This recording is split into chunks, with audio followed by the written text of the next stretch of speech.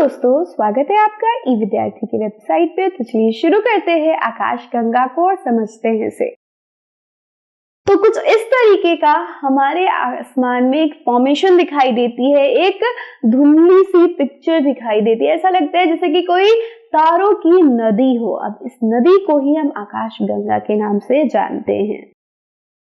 तारों वाली खुले आसमानों में एक ओर से दूसरी ओर तक फैली चौड़ी सफेद पट्टी, यह लाखों तारों का समूह है।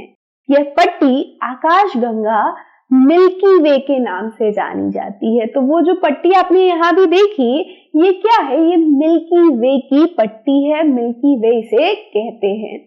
हमारा सौर मंडल इस मिल्की वे का ही एक भाग है। तो जो ये हमारा सौर मंडल है, जिसके अंदर सूरज खुद है, उसके 8 ग्रह हैं, शुद्ध ग्रह हैं, उल्का पिंड है, ये सभी जो है ये इसी मिल्की वे गैलेक्सी का पार्ट है। मिल्की वे आकाश गंगा का एक हिस्सा है।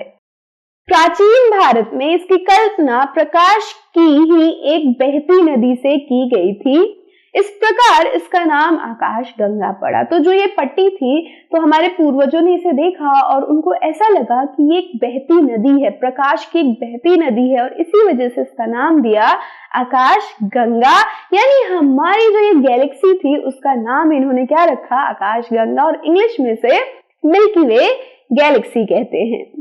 आकाश गंगा करोड़ों तारों, बादलों तथा गैसों की एक प्रणाली है। तो जो आपका डेफिनेशन होगा वो क्या होगा आकाश गंगा के लिए? कि आकाश गंगा करोड़ों तारों, बादलों तथा गैसों की एक प्रणाली को कहते हैं। तो ये था हमारा आकाश गंगा। आगे बढ़ते हैं और ब्रह्मांड को समझते हैं।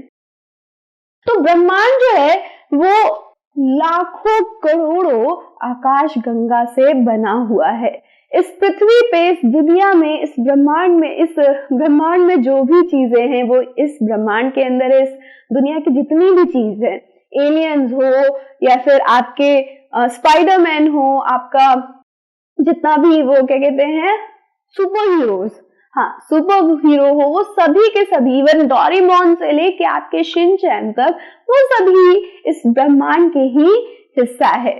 तो जो भी चीजें आपको यहाँ पे देखने को मिल रही है इस पृथ्वी के ऊपर और इस पृथ्वी के बाहर भी, जिसके बारे में आप कल्पना भी नहीं कर सकते, वो सभी किसका हिस्सा है? ब्रह्मांड का हिस्सा है।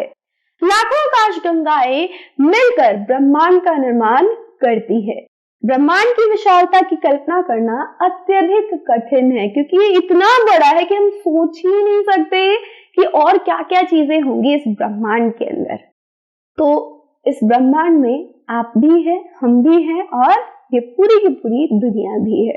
तो ये था हमारा चैप्टर नंबर 1, अध्याय 1, सौर मंडल में पृथ्वी। लेकिन अगर असली नाम दी जाए तो ब्रह्मांड में हमारी पृथ्वी सही नाम होगा, है ना? क्योंकि ब्रह्मांड इतना बड़ा है और उस पूरे ब्रह्मांड में हम एक छोटे से ग्रह पे रह रहे हैं।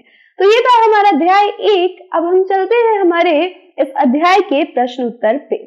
So I will see you in the next video, जहाँ पे हम अध्याय 1 के प्रश्न उत्तर कर रहे होंगे। Till then, stay safe and keep learning with us. Bye bye.